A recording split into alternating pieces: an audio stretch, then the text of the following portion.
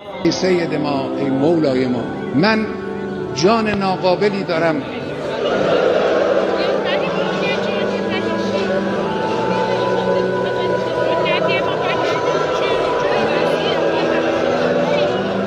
جسم ناقصی دارم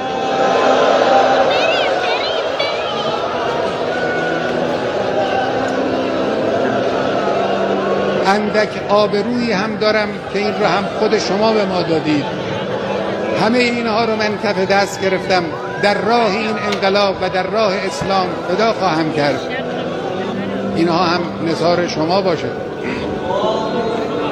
سید ما، مولای ما، دعاتون برای ما. صاحب ما تویی، صاحب این کشور تویی، صاحب این انقلاب تویی. پشتیبان ما شما هستید. ما این راه رو ادامه خواهیم داد، با قدرت هم ادامه خواهیم داد. در این راه ما رو با دعای خود، با حمایت خود، با توجه خود پشتیبانی بفرما.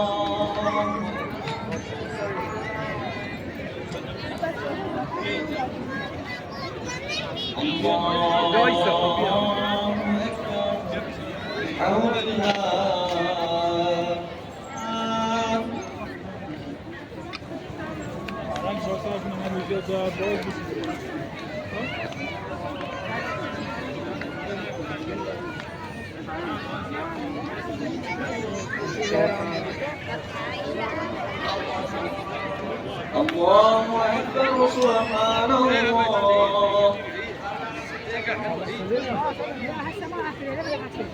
سمع الله لمن حمده الله أكبر الله أكبر الله أكبر يا ولي العافية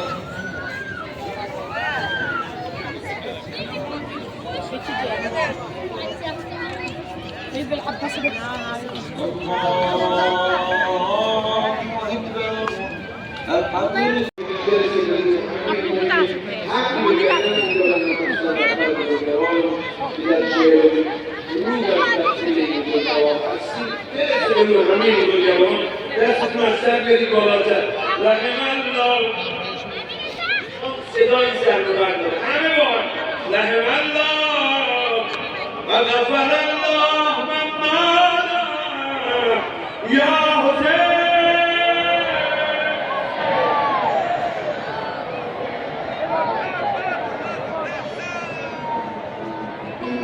پیام زندگی علی موسی‌رضا چیست؟ ما که نباید فقط به مرقد امام علی موسی‌رضا اظهار ارادت کنیم. او امام ماست، زندگی او برای ما درس است. از زندگی او باید درس بگیریم.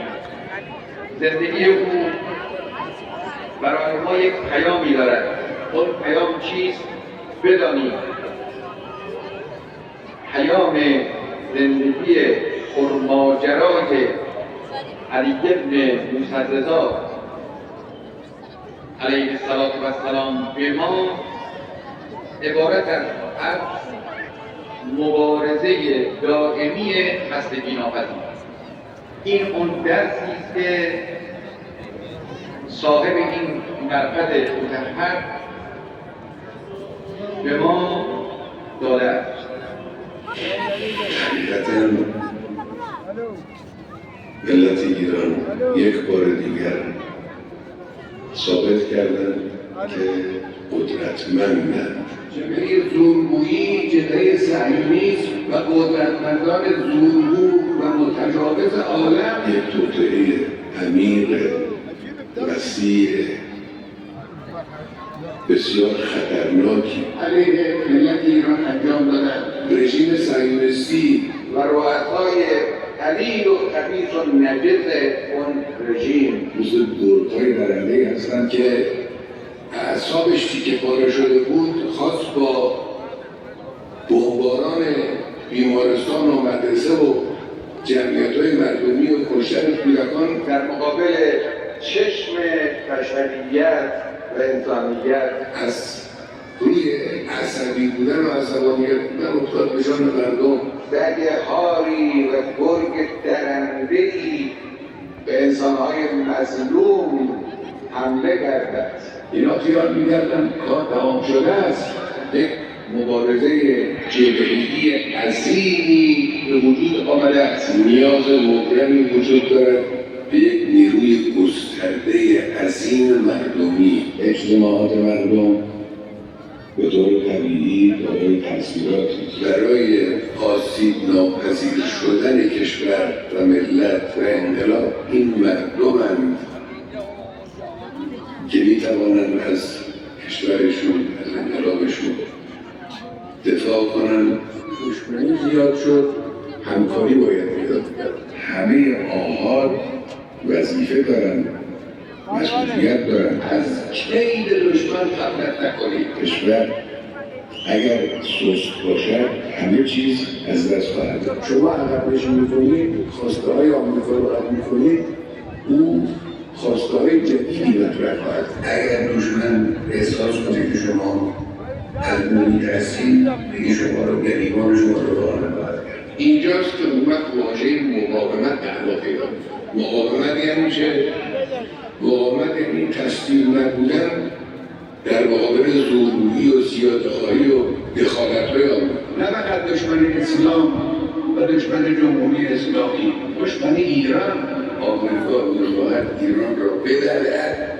ملت رشید ایران و جمهوری اسلامی مانع. این ملتی که دستهاش رو به علامت تسلیم دارو ببرد نیست. اونها به عقب نشینی میشن در مقابل حرکت عظیم ملت ایران. اگر خدا به شما یاری کنه هیچ کس بر شما غلبه نمی‌کنه. ملت ایران مشت محکمی بود خواهد زد. خدای متعال این مردم رو مبعوث خواهد کرد برای مقابله با حوادث. کار مردم همون خواهند. زلفقار حضرت حیدر،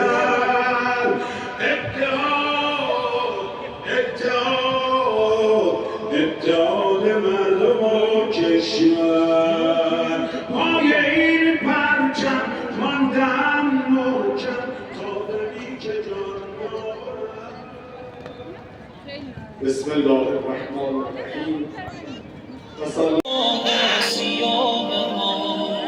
قامت بلند تو بادا درود عشق، در جسم گل نشان تو بادا سلام ما. آقای شهید ایران ای خادم شاه خراسان، آرام گرفتی در حرمش رفتی سوی شتابان.